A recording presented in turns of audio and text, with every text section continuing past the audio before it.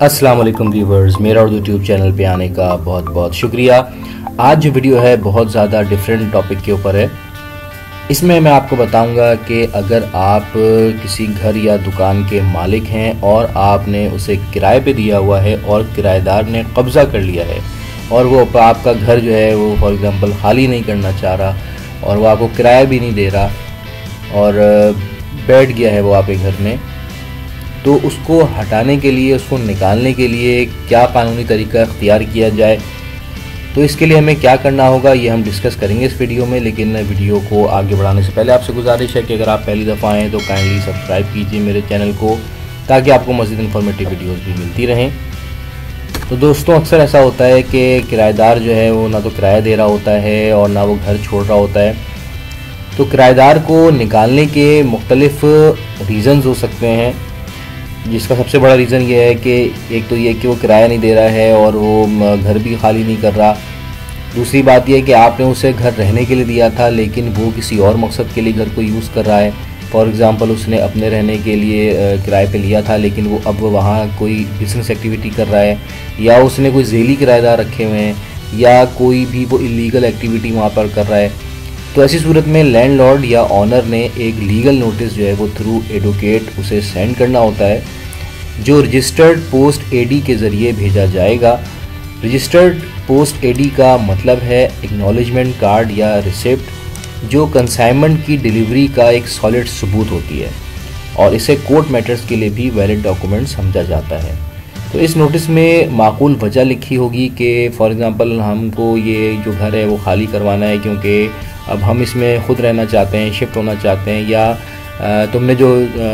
जिस पर्पज़ के लिए ये घर लिया है तुम उस पर्पज़ के लिए उसे इस्तेमाल नहीं कर रहे हो, या तुम 3-4 महीने से किराया नहीं दे रहे हो, इसलिए अब मकान को खाली कर दो। तो माकूल वजह लिखें और नोटिस में उसे टाइम भी दें कि विदिन 1 मंथ जो है तुम जो है घर को खाली कर दो, और ये भी स्टेटमेंट उसमें मेंशन करें कि अगर तुमने फ़ला टाइम पीरियड तक घर को खाली नहीं किया तो हम तुम्हारे ऊपर केस फाइल करेंगे। तो मोस्ट ऑफ द केसेस में नोटिस मिलने के बाद किराएदार जो है वो डर भी जाता है और वो कानूनी कार्रवाई से बचने के लिए घर को खाली कर देता है। लेकिन अगर फिर भी वो अपनी हठधर्मी पर कायम रहे और घर खाली ना करे तो फिर आपने वाकई में केस फाइल करना होगा। उसके लिए आपको रेंट कंट्रोलर के पास एक दावा दायर करना पड़ेगा, जिसके लिए कुछ डॉक्यूमेंट्स की ज़रूरत पड़ेगी, जिसमें नंबर 1 टेनेंसी एग्रीमेंट है जो आपने अपने किराएदार के साथ एग्रीमेंट किया था। इसके अलावा जो नोटिस आपने सेंड किया है उसकी भी कॉपी चाहिए होती है, और रजिस्टर्ड पोस्ट एडी की जो रिसिप्ट है जो नोटिस सेंड करने पर आपको मिली थी वो आपने मुंसलिक करनी होती है, और इसके अलावा आपका आईडी कार्ड। तो दावा दायर करने के बाद थोड़े ही अरसे में अदालत जो है वो मालिक मकान के हक़ में ही फ़ैसला करती है, क्योंकि ज़ाहिर है कि जो मालिक मकान है उसके नाम पे कागजात होते हैं घर के, वो साबित हो जाता है कि वो मालिक मकान है और वो कभी भी निकाल सकता है किराएदार को। और जब वैलिड रीज़न्स वो दे देता है कि जी ये किराया ही नहीं दे रहा मुझे और कब्ज़ा करके बैठा हुआ है, तो 99% केसेस के अंदर यही होता है, केस का जो फ़ैसला होता है वो मालिक मकान के हक़ में ही होता है। तो व्यूअर्स, ये बात आप याद रखें कि जब भी आप कोई मकान या दुकान किराए पर दें तो ज़बानी तौर पर माहिदा ना करें, हमेशा एग्रीमेंट बनवाएं और उस पर विटनेस के भी साइन लें, और किराएदार की जो आईडी कार्ड की कॉपी है वो भी आप मुतालिका थाने में जो है उसमें जमा कराएं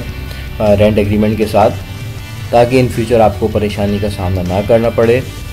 तो व्यूअर्स, ये था एक लीगल प्रोसीजर किराएदार से घर खाली करवाने के हवाले से। वीडियो अच्छी लगी हो तो लाइक कीजिएगा, शेयर कीजिएगा। थैंक्स फॉर वॉचिंग मेरा Urdu YouTube channel. Take care, अल्लाह हाफिज़।